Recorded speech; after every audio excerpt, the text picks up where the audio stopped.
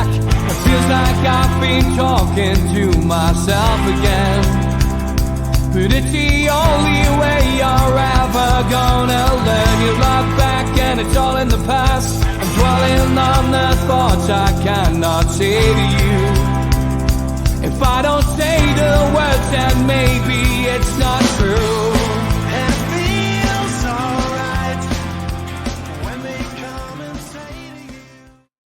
Hi, welcome along to Steve Wraith's True Crime Podcast, and delighted to say I'm joined by Janice McAfee. How are you, Janice? Hi, I'm good. How are you? Yeah, great to have you on the show, and a fascinating story over the next hour. I'm sure that you're going to share, and really what we're here to talk about is a tragedy. I would describe it as over the last couple of years for you yourself, and your late husband John McAfee, and that name, your surname, I guess for a lot of people who will have tuned in today, thinking that surname rings a bell. It looks, why do I know that name? And it's of course because John set up a company and wrote the very first commercial antivirus software, McAfee, yes. and that's he set up McAfee Associates to sell his creation. Very, very successful in his chosen line of work. How did you meet John? So I met John the night after he was deported from Guatemala, after the whole saga that he went through in Belize. And I met him on South Beach in Florida. I was working as a prostitute at the time, and I happened to see him. So what happened was my car was parked across from his hotel that he was staying at the Beacon Hotel in South Beach. And I was going to be leaving South Beach to go to, there's a casino that I was going to go to just because there was nothing happening where I was. And so me and my girlfriend were walking, and I happened to see John standing outside of Johnny Rockets. And he was talking to one of the employees. And as I passed by him, our eyes met, and I smiled and nodded, and he returned the gesture. But I just kept walking because he didn't look interested. And, I wasn't interested in trying to make him become interested. So I just kept walking. And for whatever reason, I turned back and I saw him looking at my butt. And so I was like, oh, but I just kept walking still because I had already made up my mind that I was, going to leave. And when I got to his hotel, the night security came outside, and he's someone that I'd spoken to before, because oftentimes when you're working, you obviously get familiar with the security at the hotels or whoever's at the front desk, because they're able to tell you who's in town, what parties are in town, if the cops are out harassing girls. So I was speaking to him and asking him these sorts of questions, what's going on and who's in town. And he happened to look down the street and he saw John was standing there. And he told me, he said, well, you know who that is, right? And I was like, I have no idea. No. He said, well, that's John McAfee. And I said, who is that? And he said, the McAfee antivirus. Well, that's the creator. And so I was like, okay. But I kind of hesitated a little bit. I wasn't sure if I wanted to go, but I said, screw it. I'll just go and see what happens. So he had moved on by that time, so I didn't see him anymore. So we kind of ran down the street and caught up to him at the News Cafe, which is not all of these, like his hotel, the Johnny Rockets, the News Cafe, was within walking distance, within 5 minutes of each other. So he hadn't got very far. And when I saw him in front of the News Cafe, he was smoking a cigarette, talking to the workers there, the waiters there. And I asked him for a cigarette. And while he was lighting my cigarette, he asked me, what are you girls out here doing? Are you drugging and rolling old men? To which I said, we don't use drugs. And from my reply, it intrigued him. And so he invited us to sit down and have coffee with him, because he said that's, what he was getting ready to do. And we sat down, ordered our coffee, and I immediately went into my spiel. Are you looking for some entertainment? You can have 2 for 1 or whatever, just to get it out of the way. But like I said, I had already assessed that he wasn't interested, and that was true, because he turned that down. And so I then asked him, well, what brings you to town? Are you here on business or pleasure? And he was kind of surprised at that questioning, because unbeknownst to me, he had been top of the news for months. And especially since he had gotten deported from Guatemala to Miami, uh, it was surprising to him that I wouldn't have known who he was. But I genuinely didn't know who he was. I didn't watch the news, so I had no idea. And so I said, no, I don't know who you are. What's your story? What brings you to Miami? And so over the course of maybe 2 or 3 hours, we just talked, and it was just him talking about what happened with him in Belize, and me asking some questions here and there, and him obliging me with answers. And it was a really nice conversation. But while he was sitting there, he had his back to the cafe, and he was kind of watching the street. He was watching the cars as they were driving by, watching the people as they were driving by, intently watching them. And so I immediately recognized that, because that's something that I obviously would have to do in my line of work. You have to be aware of your surroundings, and because it's very dangerous line of work.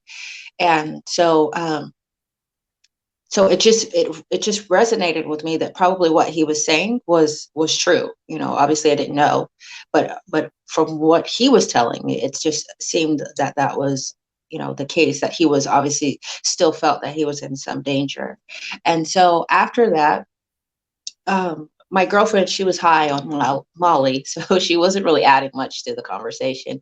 And John asked me to get rid of her, which I did. I asked her, I told her he just wants to hang out with me or something like that. And so she left, and we talked a little more, and then he invited me back to his hotel.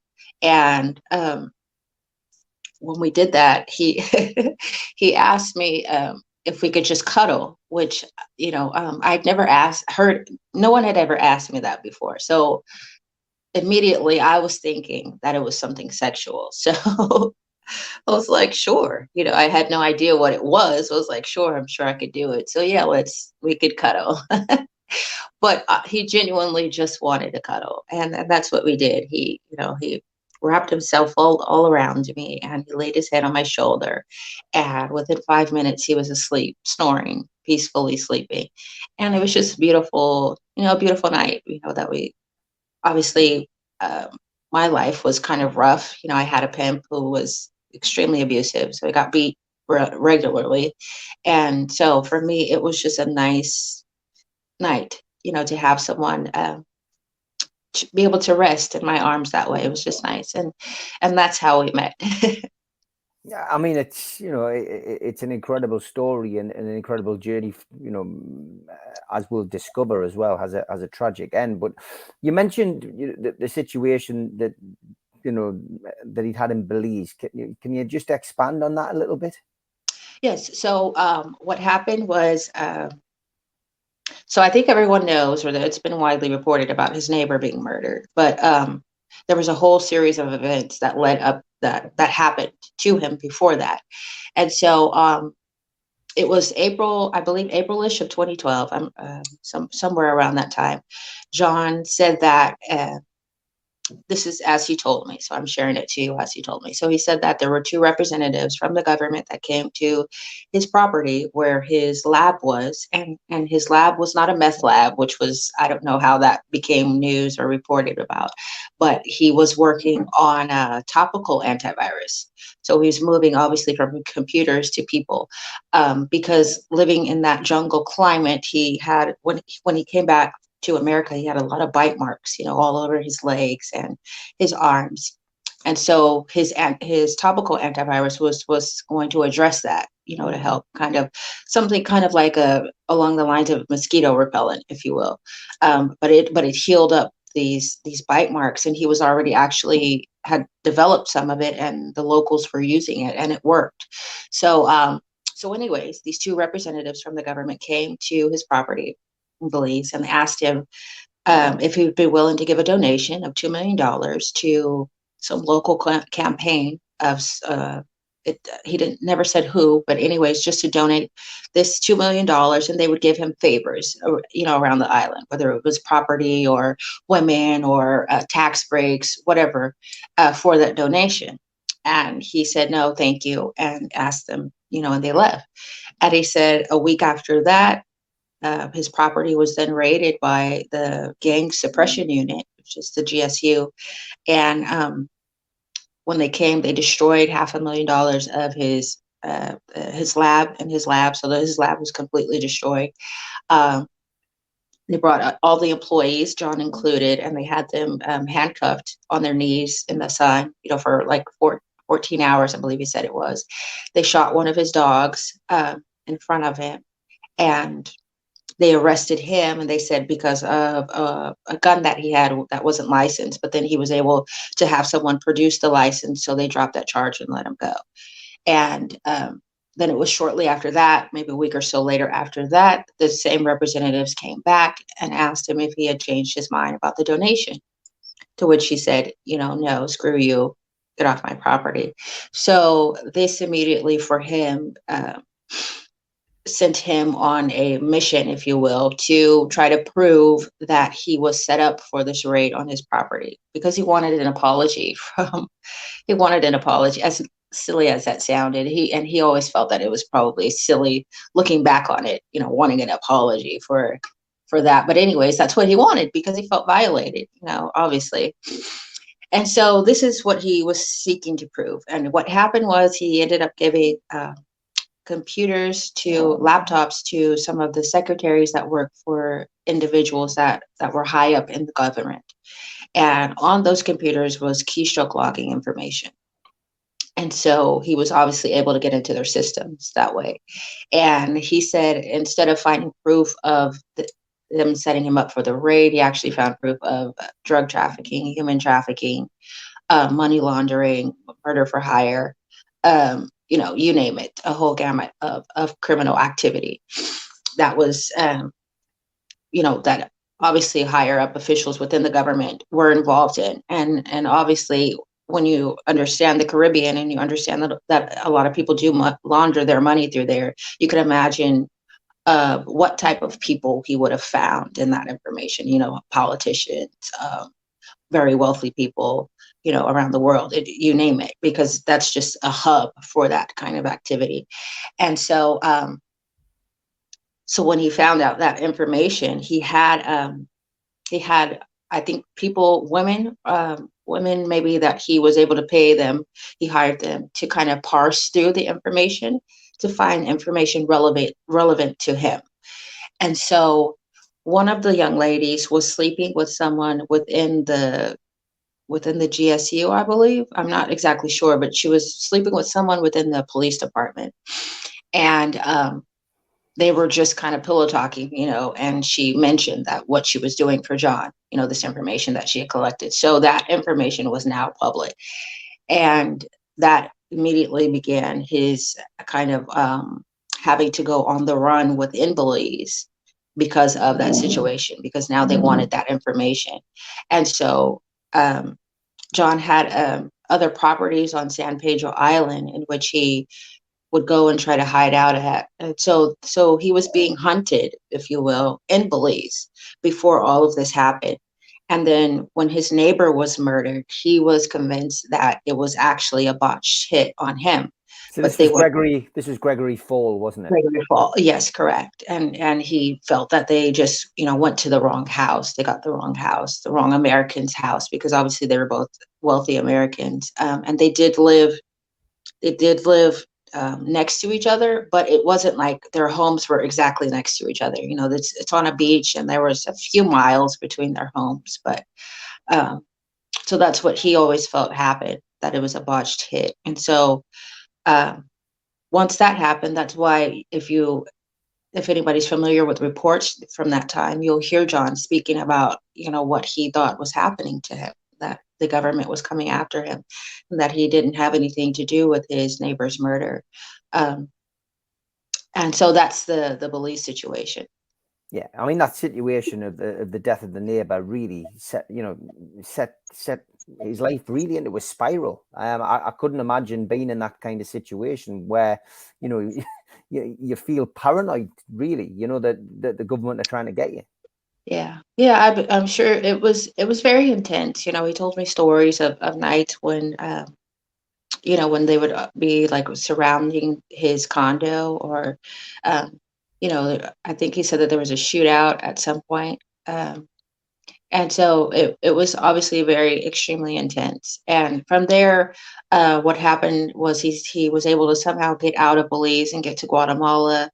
And then I think it's been widely reported about how he was outed of being in Guatemala by the Vice reporters who had traveled with him, and they had taken a picture of him that said, "We're with McAfee suckers," and they forgot to scrape the EXIF data. And so that's how everybody found out that he was in Guatemala. So he was able to then hire a very powerful attorney in Guatemala, and they legally figured out a way to kind of stay the extradition that Belize was demanding him to be extradited back to Belize.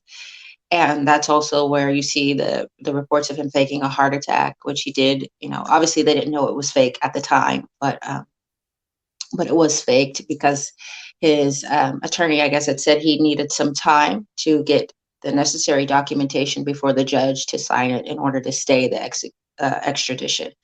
And so that's why he faked the heart attack.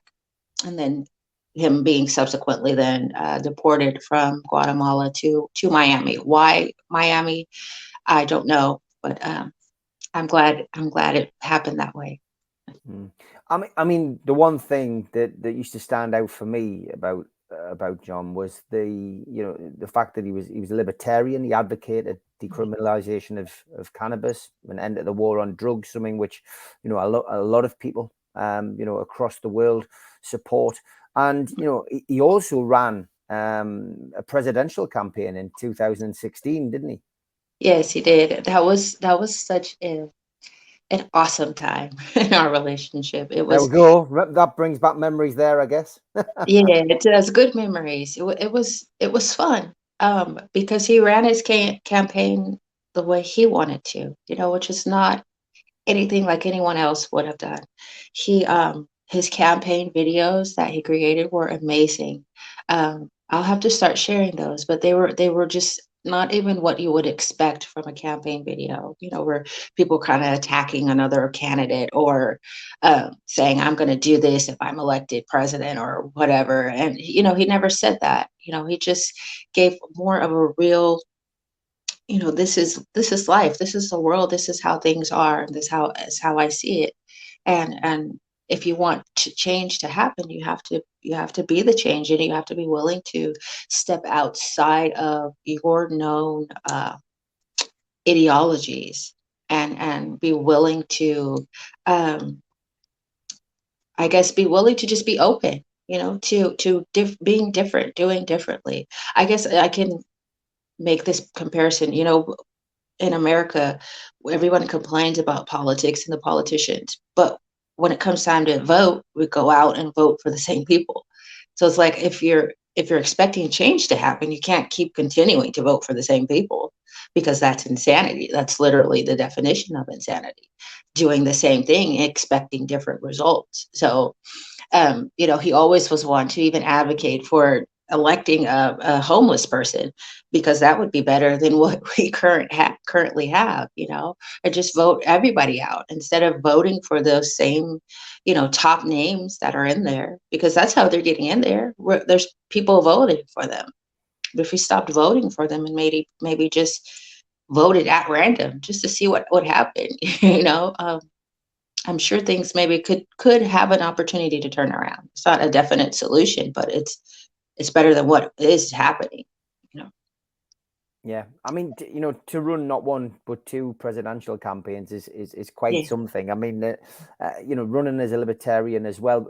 Was his campaign about cryptocurrency in 2020?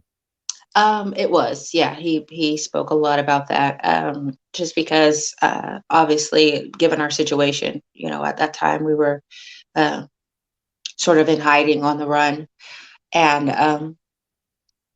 obviously crypto was a way for us to be able to maneuver, and undetected, privately, in a private way. And so he obviously advocated for more so not just crypto as a whole, but decentralizing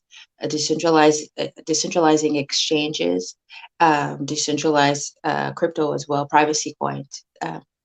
because he felt that if the exchanges were centralized, then someone could come and shut it down. Because they know where their servers are, they know where the offices are, so it could come and be shut down, at random. And so that's kind of what he, campaigned on related to the crypto. Yeah. So getting back to your relationship after that, that first meeting, that first night, we talked about, you him wanting to cuddle and falling asleep. How did things progress for you? Because you've already mentioned, what your profession was, Yes. a very dangerous profession as well. Yeah. We're hastening to add, how do you go that next step? Because I'm a man. I'm in a relationship. I've been married 20 years.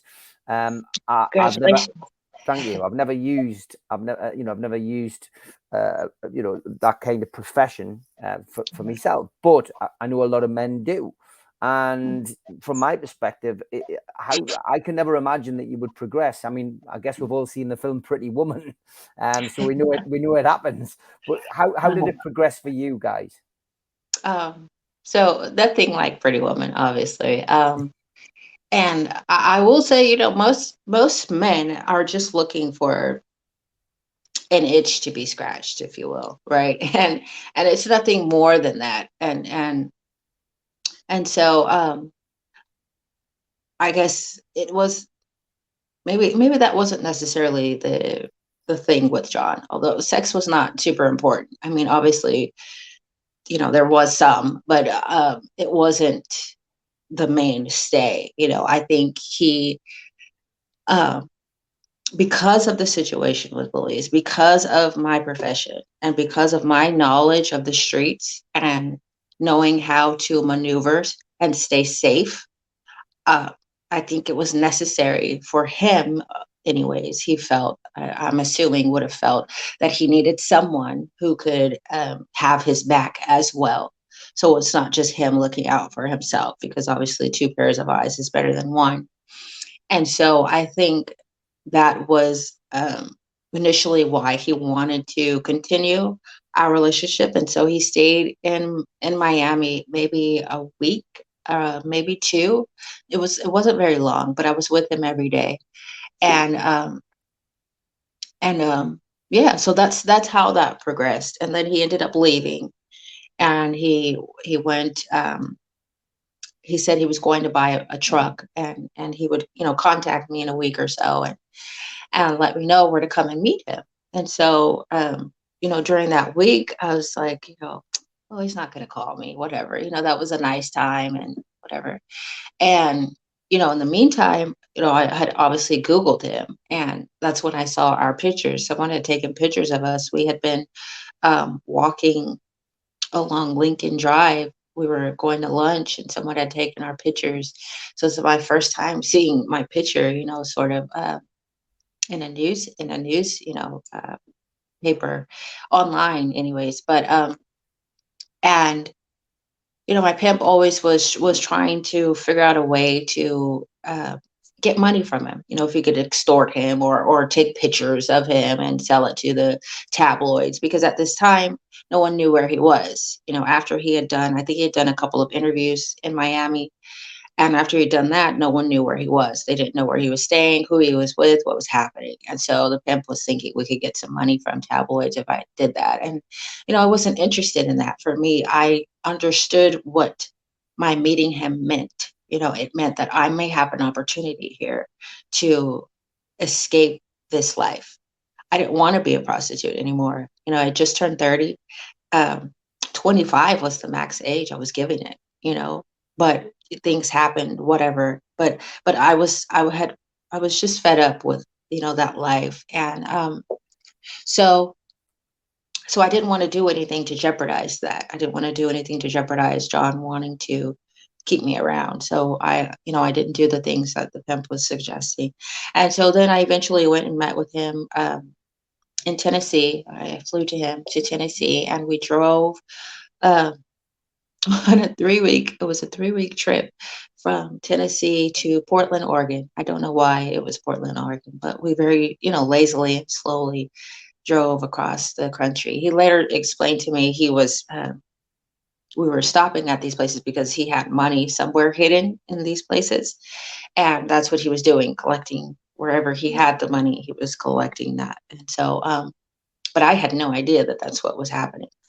Um, and it was a really nice trip. People, I think I've heard people say that, the way to test a relationship is if you can go on a road trip together and not want to kill each other. And we didn't want to kill. I really enjoyed that time. It was a really good time. Um, we listened to books on tape. I can't remember the book, or books on CD. I don't remember the books, but it was awesome. I Wasn't one of never my listened books. to it.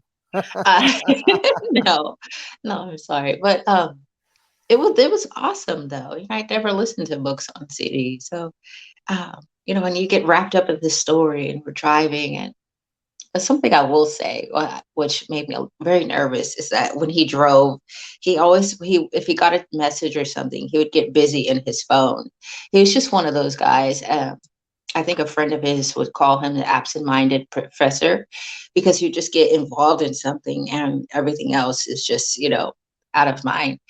So he'd be driving and with his knee on the steering wheel, and he's like in his phone, texting or emailing. And I was like, can you watch the road, please? But he was an excellent driver, and obviously I didn't have anything to worry about. But um, just talking about this obviously brings up certain memories. So Of course it will, yeah, and as I say, feel free, to say whatever you want, and to hold back. As I said before we came on air, I am very, conscious of the circumstances that you find yourself in, and it can be difficult to talk about.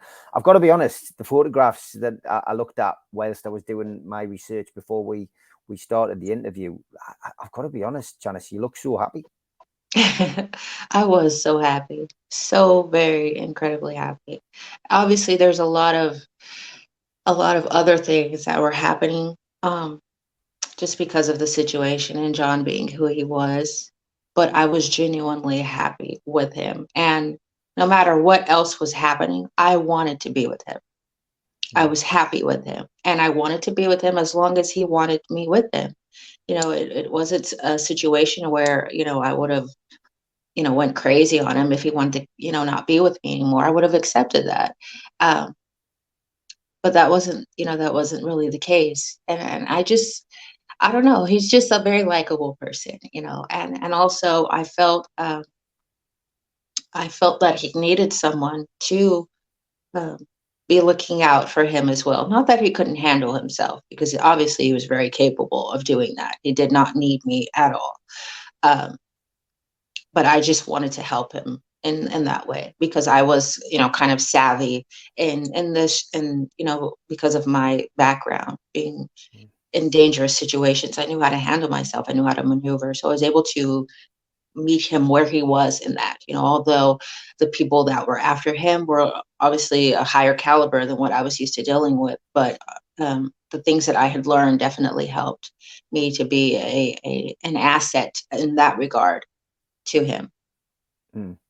I mean, with a relationship and moving on as time goes on, did he ever open up to you about his past? We've spoken about the death of his neighbor. I mean, clearly, he said that he felt that was somebody else. Did he ever speak to you about that, and give you any reason why he felt that potentially it was supposed to be him rather than? Did he go into that, or who may have done it? Was he 100% sure that it was the government? That was what his conviction was, that it was 100% someone working, obviously not the government officials, obviously, but them hiring out Yeah. this job or whatever. But he was thoroughly convinced of that. And because of, as I explained, the information that he had collected, and them finding out that he had collected said information. So, obviously it would be very important for that to not get out and not be publicly made available, so um and it was obviously whatever the information was obviously important enough for them to continue to kind of come after him even after he was in America. And that's kind of where things, as I said, there were other things happening in our relationship in the background, and that's what I'm referring to, because there was is it okay if I go into the story? I guess. Let's Okay. do it. Yeah. Okay, so John and I, so we settled in Portland in January of 2013, and from January 2013 till about April-ish, I was not in communication with my pimp. No talking, no none of that, because I had fully signed on to the idea of being with John. And so we got into this huge fight one day, and he kicked me out, and I didn't have any money, and he didn't let me keep my car. So, but I was able to leave with my clothes and my dog, and so I'm trying to figure out how to, what am I going to do? Like I didn't have family that I could call and ask for help. That just wasn't an option. And I didn't know anyone in Portland that I could call and ask for assistance. So, like a dummy, I decided the best thing to do was to call the pimp. But I wasn't calling him because I wanted to get back with him. That wasn't the intention of my calling him. I was just wanting him to send me money. And obviously I obviously didn't think that through, what that would mean, me reaching back out to him. And so instead of him sending me money, he sent me a client, a gentleman caller, if you will. And so we did our business. He paid me. And then after that, he told me, he said, well, I know you know John McAfee. And so, we're going to be having a meeting and you're going to come. Your pimp already knows everything. And so we just want you to do some things for us, give us some information about John. He was like, but it'll be explained at this meeting. And I was like, well, I don't know John, so I don't know what you're talking about. And, we kind of went back and forth like that. And so then a few days later, the meeting came, and it's the same person who then explained that he was a cartel representative. He was with the Sinaloa cartel. And what they wanted me to do was provide them information about John. It was later that they added other things that they wanted me to do. And I think at that time, they just were saying that they just wanted information because I was very vocal about my unwillingness to do what they were asking me to do. And to the point that I was threatened, if I didn't cooperate. And so, so now we have this situation. Now, I'm not sure. I'm pretty sure that John found out about this meeting, obviously, because he then called me and he wanted to reconcile, right? And so I thought about telling him, but I didn't trust him, because of this fight that we had, and he kicked me out. And so, mind you, it wasn't just about him. Obviously, I had baggage that I was carrying from the situation with my pimp and all of that. So I will say that a lot of that fed into why I didn't want to trust him, and why I was so, why this wall, was immediately put up because of that situation.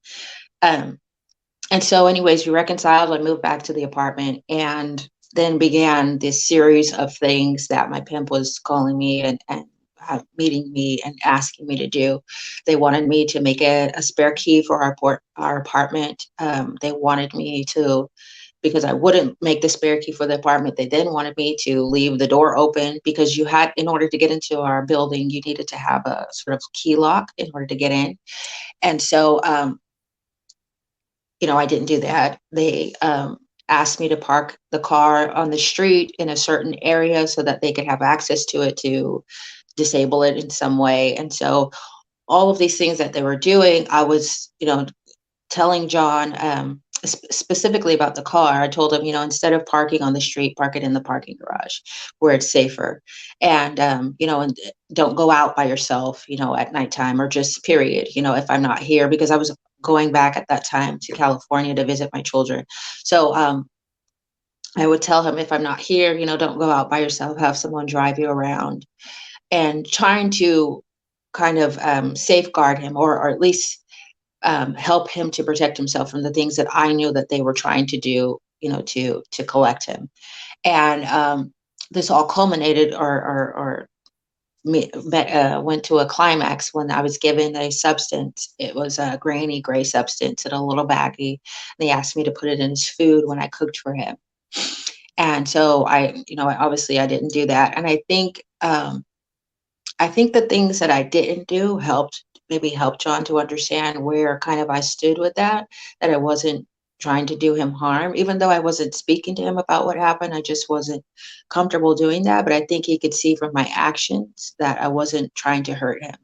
And I think that's maybe why he kept me around. Also, obviously, because he needed to have the information to know what was happening um, around him, what was, what plans were being made. So, yeah, it was a very intense time, very intense situation. And that went on for quite some time because we moved around a lot. And so I was able to go months without having to speak to my pimp because there were a lot of situations that happened that we had to move and um, get safe and get, settled again. And so, so that whole situation with the pimp and me being threatened, that went on for a few years, the first couple of years in our relationship. In October 2020, John was arrested in Spain, wasn't he, over US tax evasion charges? Tell me about that. So we were. Let me just say this first. We were traveling, while we were in Europe. We were traveling a lot, and John, we had before his arrest, we had just flown to Germany, or tried to, anyways, from the Barcelona airport. So he had given his passport, the same passport that he gave when he got arrested. So there was no issues, no flagging. Nobody stopped him and asked him any questions. We were, ushered right through security, no problems at all.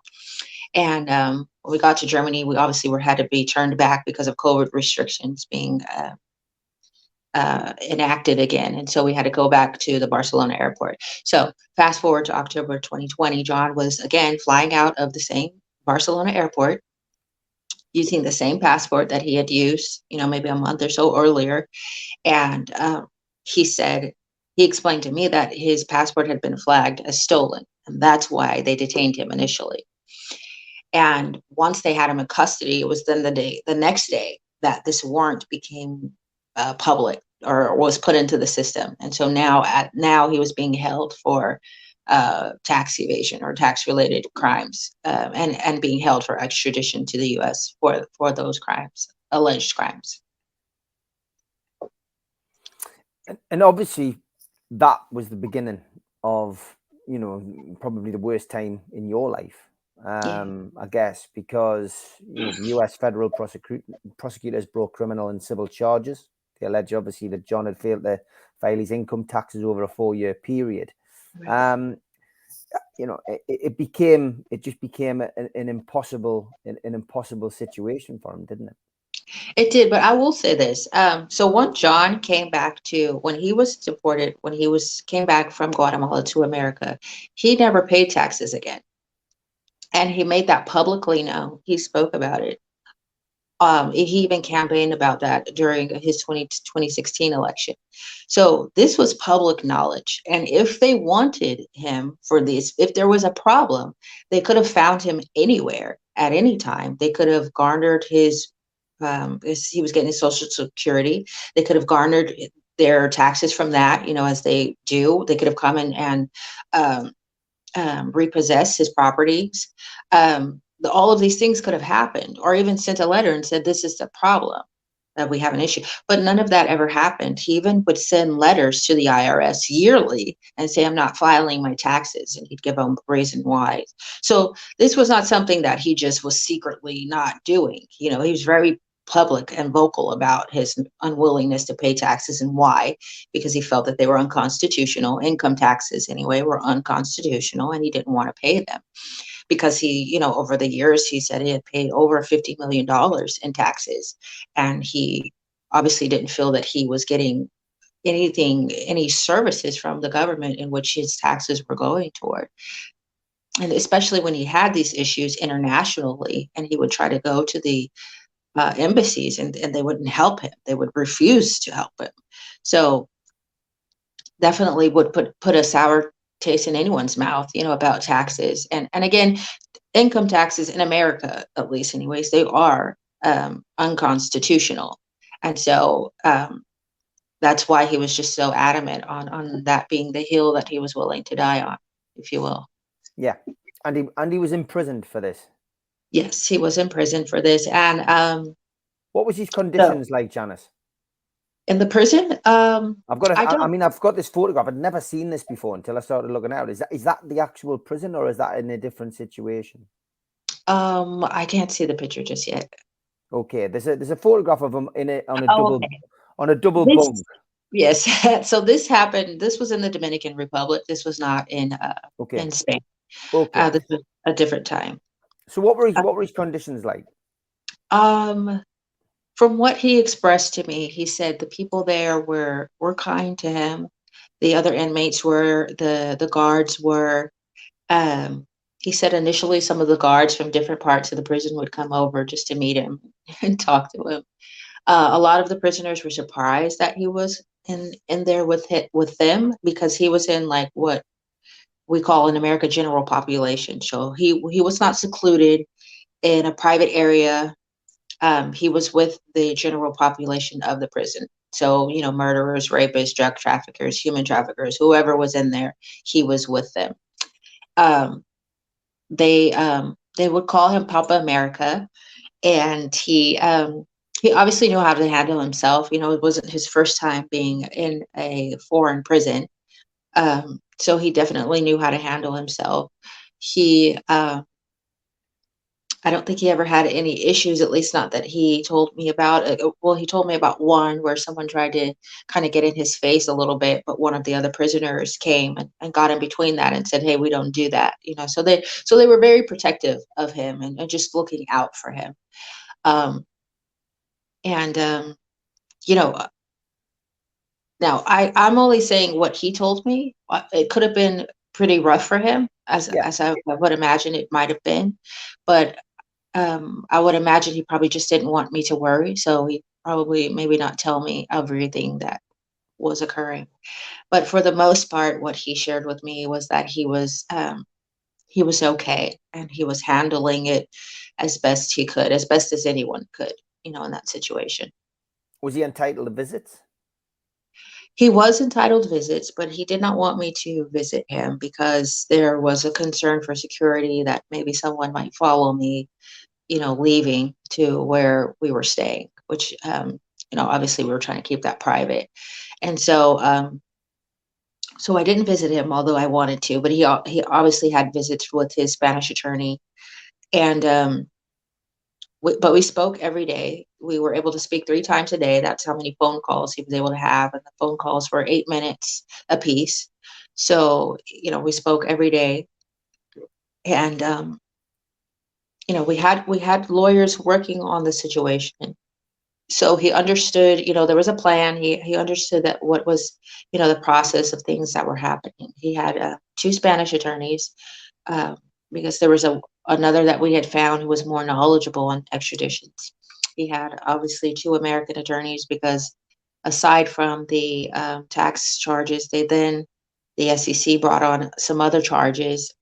And I think for me, it just seemed like it was a way to make sure that there was no way for him to escape this, that they could actually get him extradited, because the tax charges are not that serious. Honestly, he would have just gotten a slap on the wrist if it was something where it happened in America. If they brought these charges, it would just be a slap on the wrist and a fine.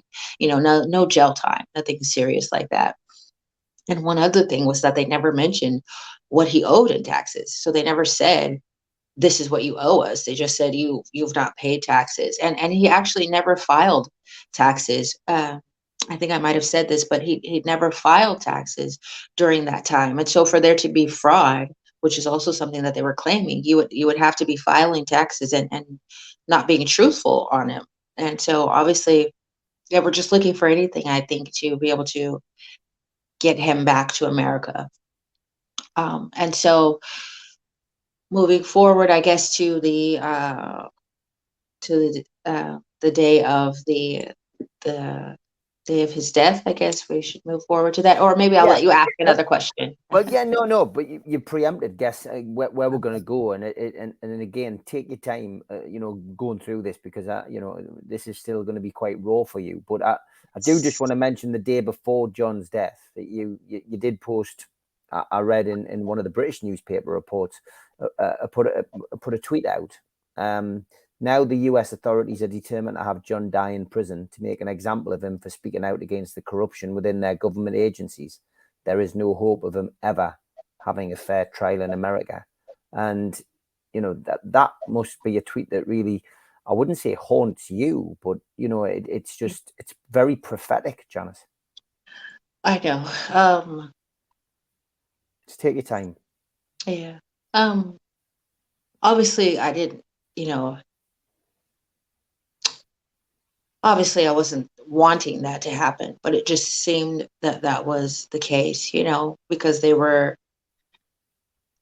trying so desperately to tack on, you know, all of these charges. It was more so the SEC case that was problematic, you know, that they were basically their case was based solely on his tweet, you know, which it's a public forum, you know, people say things sometimes, and you know, how could that then be used to criminally prosecute someone? And so I think it was just a frustration of, you know, knowing everything that we had lived through, you know, all of the attacks that happened. You know, there was nonstop things that were happening to try to collect him or um, do harm to him. You know, there, and I was not a unique person that was tasked to try to, you know, help people collect him. There was sort of a revolving door of people that came in and out of our lives that were, you know, either coming to make money off of him or do him actual harm. So it was something that he had to deal with nonstop from the time he got back to America. And you know, looking back on the tweet, yeah, it is pretty prophetic. Um, so so that happened, and you know, we had discussed, John and I had discussed, you know, in detail uh,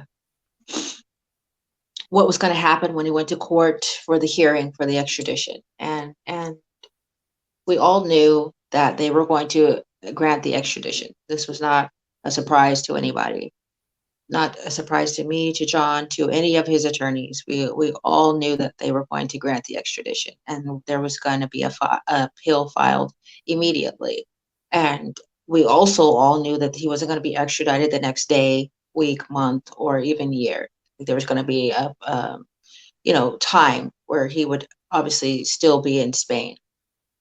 So I spoke to him in the morning, that morning of the 23rd of June, 2021, and you know, just talking about, you know, him going to court and what should happen, and then I spoke to him again in the afternoon, late morning, early afternoon, uh, you know, about what happened in the court, and obviously he was disappointed, but again, what happened, their decision was expected, so uh, no surprise there, and you know, we kind of just chit chatted, and you know, the last things he said to me was, "Okay, you know, I love you, and I'll call you later." And so that was that. And I went about my day.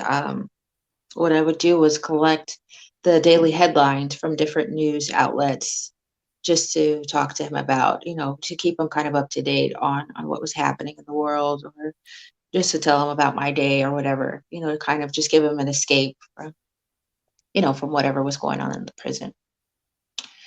And I think it was around 4 o'clock ish. So right around the time where I should have been, you know, would have been close to getting that third phone call from it. And I happened to be on Twitter at the time, and I got a notification of a DM, and the DM said, "Oh my God, tell me this isn't true." And um, it didn't say what that person was referring to, but I don't know why. I just immediately went to Google John's name, and then I saw that he had died. And so that's how I found out. That's how the attorney found out. I will say also, I will add this. I don't know if I've shared this before, but he okay. So the day before, as you're talking about the tweet, the day before, he had shared with me that he had a premonition. All right, and whatever it was really bad because because it freaked him out. It weirded him out, but he didn't tell me what it was. He didn't share with me what that premonition was. And then he spoke to me about it again, I think the next morning as well. But again, he didn't tell me what it was.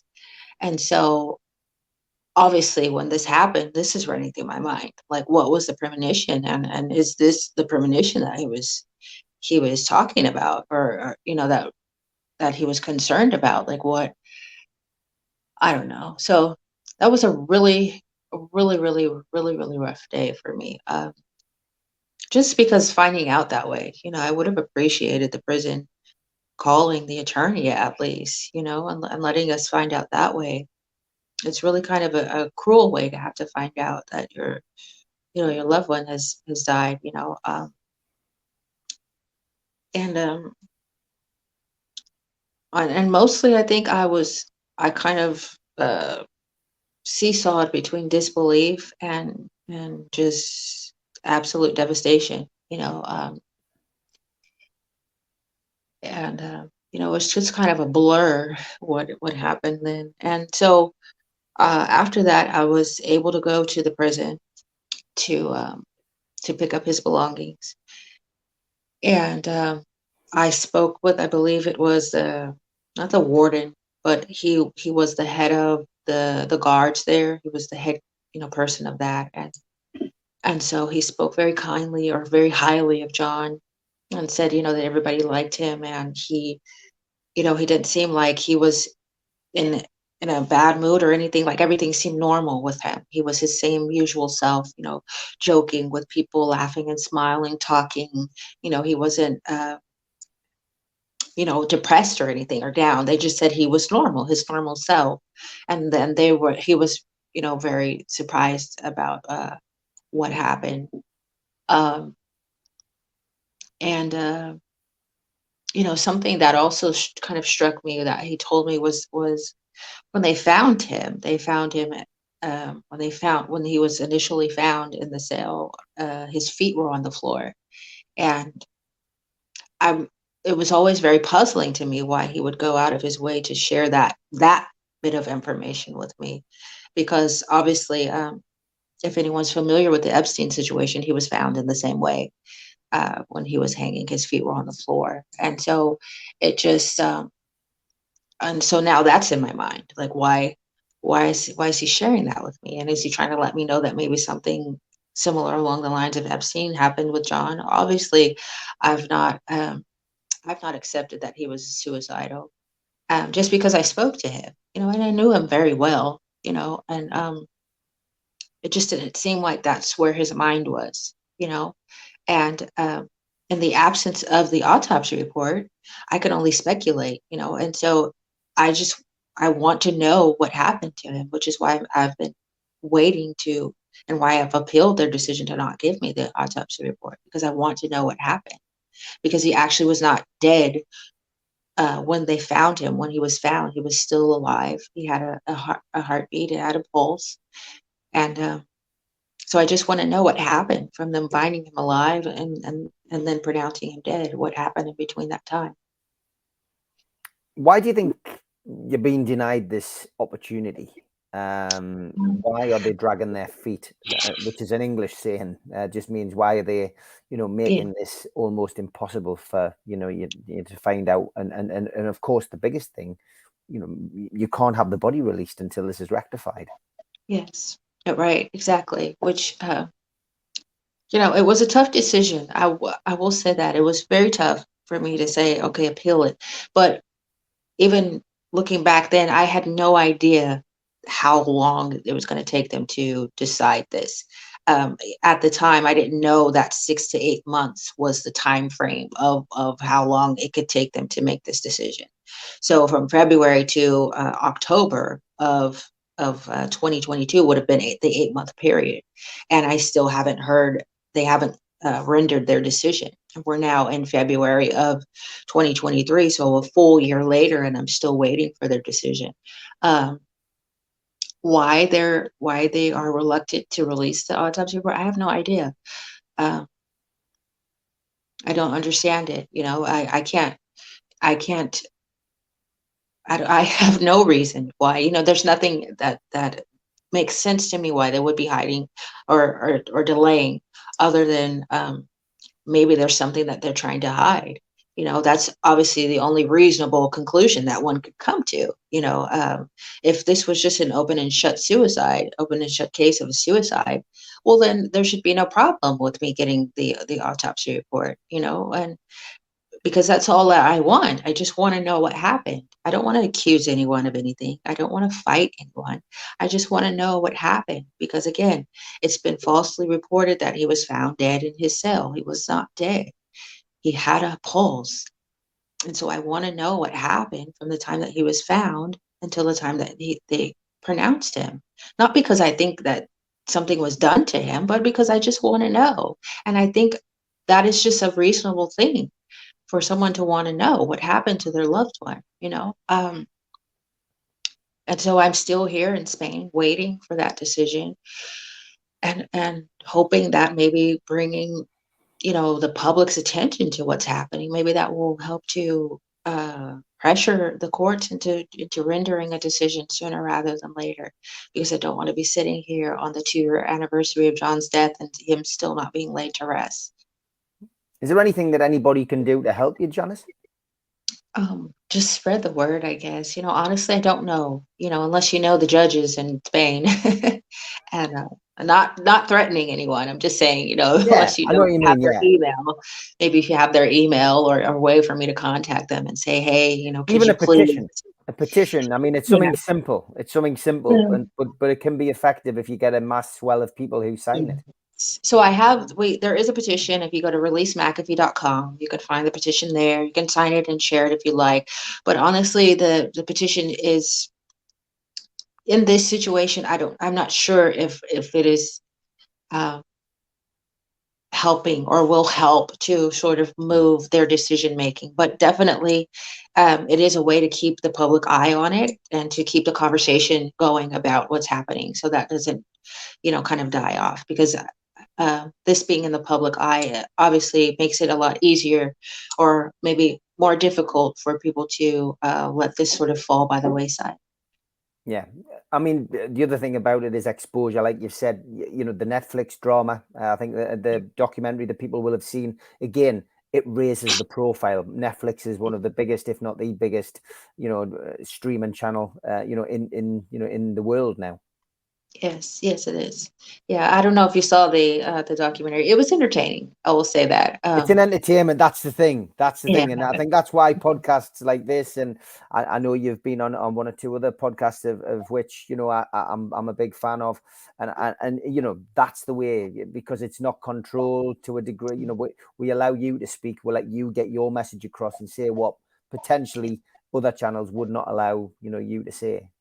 Yes, and I thank you so much for that, and I appreciate that. But allowing me the opportunity to kind of set the record straight as far as him not being dead when they found him. And obviously I was able to identify his remains. So I know there's some people out there that say, "Oh, he's alive," and all of this, but no, I saw his body. I'm sure it was him. And so, just if we could just share this, your viewers, if you could just share it with whomever, and it just helped to sort of spread the word and help to bring attention to this.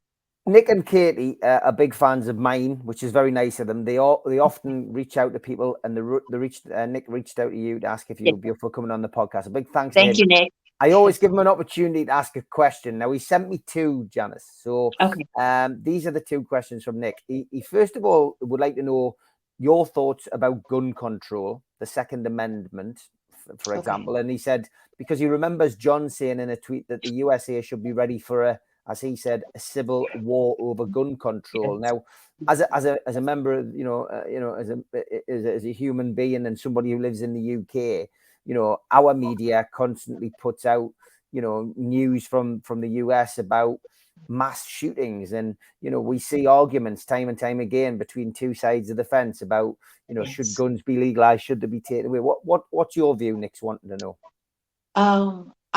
Okay, so my personal opinion is that gun control only hinders the law-abiding citizen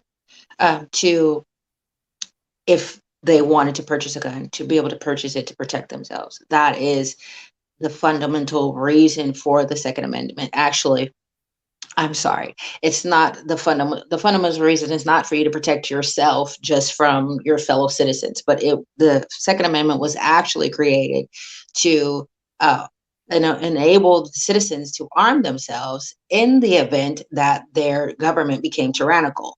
And so that is why the Second Amendment is so important, and why it's so fought against when the government tries to issue new gun control laws. If you notice, I know the mass shootings are terrible things that have happened are happening. But I don't think that more gun control would fix that. Also, it's my understanding that a lot of these shootings are happening in areas where there are very strict gun control, laws, where there's not open carry laws.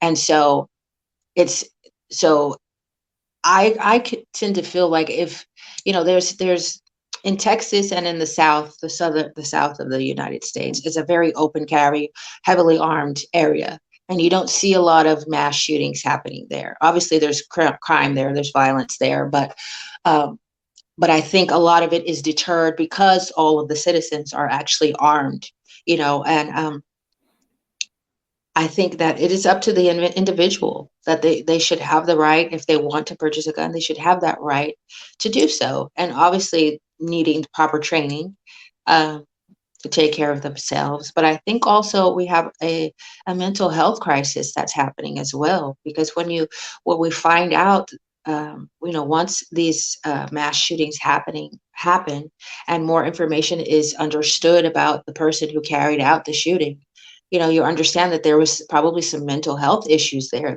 that maybe were never addressed or were not properly addressed.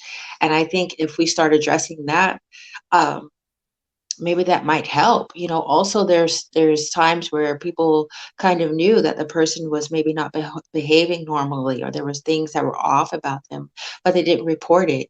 They didn't do anything to step in, and so it's more than just a gun issue. I think, these mass shootings, and I'm very much in favor of the Second Amendment. I think every citizen should be able to protect themselves. And I think we could also note from history what happens when a nation is disarmed, and how, tyranny can run free then, because the citizens are not able to protect themselves against a tyrannical government. So. Interesting. Okay, next question. He just wanted to know, had you ever heard of Andrew Tate, who's obviously huge news at the moment? And what Nick says is, some might say that he is going against the establishment, and now he's being arrested. Now he is being banged up, as he calls it, and he's being hunted. He says, in fact, I think Andrew's already said something like, "I will never kill myself," as a warning, which has similarities to something that John said, many years ago on Twitter. But yeah, Andrew Tate, have you come across him, and what's your thoughts on the Matrix?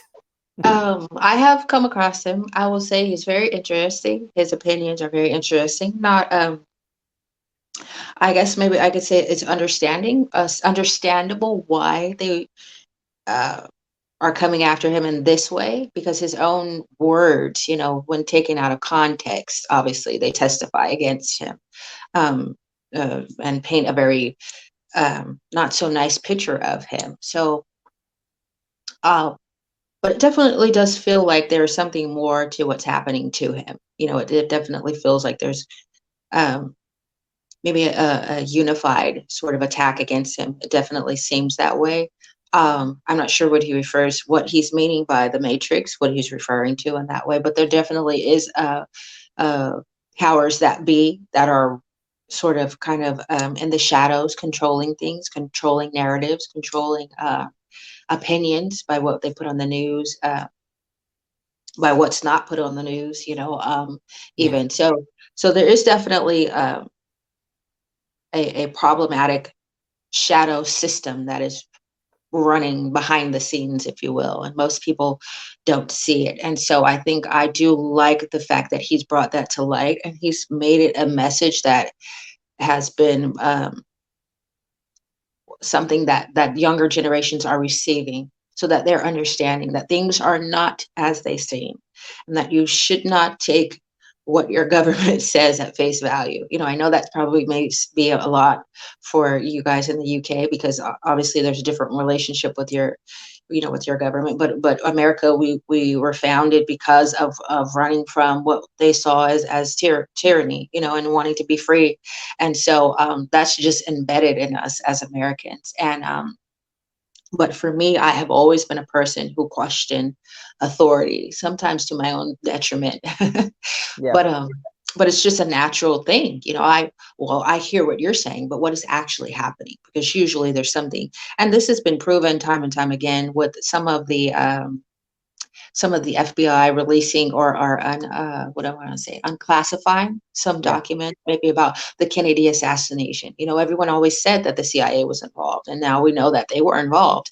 And so these things kind of help to prove why we should question, and why we can't get rid of the Second Amendment, right? Because of these things that have been proven by these, unclassifying of documents. So, so I do like Andrew, his messaging as far as that goes, as far as bringing that to light and bringing people's attention to that. His views on women are obviously very controversial, Very. extreme. I don't agree with a lot of it, but some of it is it's right. You don't want the women. I think women don't understand that. Yes, you're free to be promiscuous and you're free to dress how you want to dress and all of that. But at the end of the day, you're hurting yourself. You may be having fun in the time and the moment. And I'm speaking to this because of my profession, Of my course. what my profession was. So I understand that you die a slow death daily, living in that world. And that's exactly where I was. I wasn't happy. Uh, it was just a situation that I found myself in, and that I was because of my fear of my pimp and what he would do to me if I tried to run away. I allowed myself to stay in it a lot longer than I should have.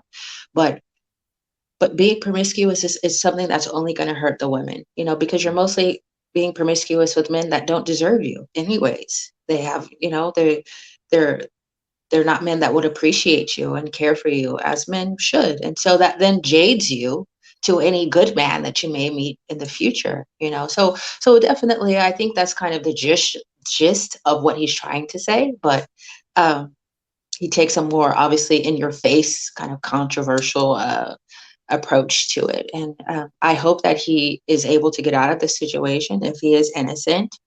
Um, and I hope that with all of the attention that's on him, that if this is a sort of a concerted effort to silence him, I hope that that doesn't happen. Yeah, you mentioned our government. There's not a lot of faith in our government from the British people either, believe you me. Last question from Nick, and it was he said, obviously John was somebody who was very interested in politics, and of course, as we've already mentioned, ran not once but twice for presidential election. He says, is Janice interested in politics at all, and will Janice ever live back in the US, and would you even consider running at any time? So about the US, yes, I want to live back in the US as much as I talk about it. But I love the US. It's my home, it's where I grew up, and I want to be back there. My family's there, obviously. And once this situation here is resolved, I will be returning to America. I've not thought about politics or getting into politics, but I do have a desire to get into outreach for women who were in abusive relationships, women who are still in the prostitution industry. Um, and so that's where my heart is. That's what I want to hopefully be able to become an activist in that, if you will, and just not more so speaking publicly so much to it, but speaking to those women directly. I want to be able to do that. And I believe that my story could help a lot of people. And so that's what I want to do. Now, if politics happens down the line, I don't know who's to say, but it's definitely not a goal of mine. I'll say that. You've got a platform now. Any young lady or young man, in England who is going down that particular route through, no choice of their own, let's say, but someone who has to make that decision that you had to make so many years ago, what advice would you give them? Is it easy to give advice? I don't know. I've never been in that situation. I'm very lucky. But from your perspective, what would you say to somebody who is potentially going down that particular avenue at this moment in time? I guess the best thing I could say is that no matter how hopeless your situation looks, there are people that care about you. And maybe you don't have that in your life right now, but I care, and there are people that do care. And there are places that you can go for help. You can reach out to me. My DMs are open, and reach out to me if you want to speak to me about these things. Obviously, I'm not actively, I'm not an activist at the moment, but I'm willing to talk to you if you want to talk and just share your story. And just know that you can find a way back to normalcy, if you will, or you can find a way out of that situation. It may be tricky, it may be scary, obviously very scary, because it was for me. And but if you continue to stay in it, you'll only end up dead or addicted to drugs, or it just, and that's just no way for anyone to live. And I just think that if you reach out for help, the help, you'll find it. As scary as it is, you can find the help that you need to get out of the situation. So I think that's the best advice that I could give without speaking individually with someone and knowing their situation.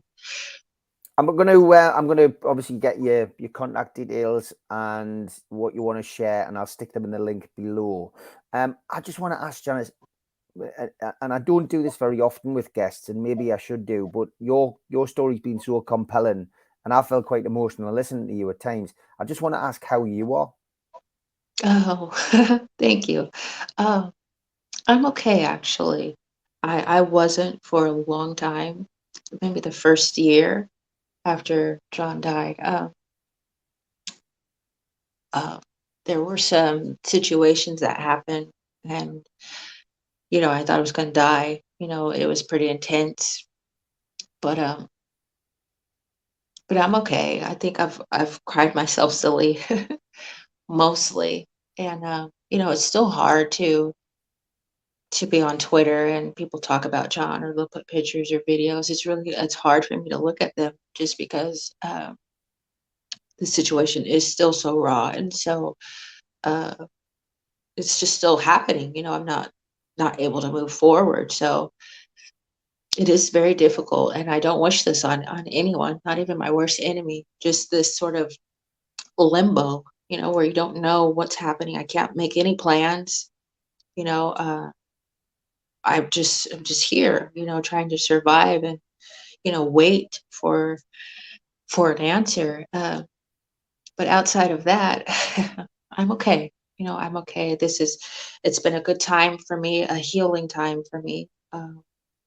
Separate from John, that situation, I had a lot of healing I had to do for myself personally, and so I've allowed this time alone in solitude to kind of do that and address those things that have kind of been negative things in my life, that, and try to heal that brokenness. And so yeah, so aside from why I'm still here, I am okay.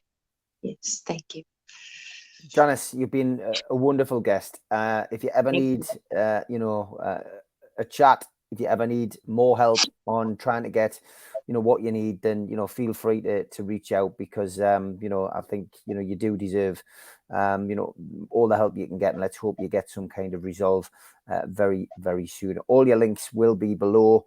The very best of luck, and just keep being you, Janice. Thank you. I will. Thank you so much. And I'd like to dedicate this obviously to John David McAfee, the man, the myth, the legend.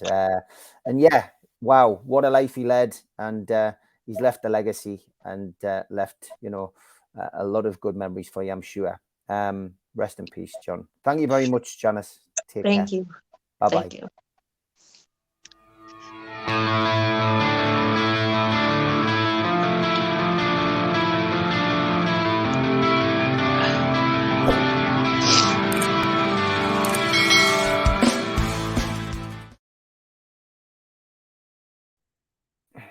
Thanks, Okay. Janice. Are you okay? Thank you. Yeah, I'm okay.